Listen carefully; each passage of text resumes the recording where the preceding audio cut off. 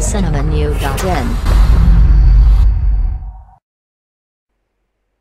திருவண்ணாமலை மாவட்டம் செங்கம் பகுதியை அடுத்து அந்தோணிபுரத்தை சேர்ந்தவர் அலெக்சாண்டர்.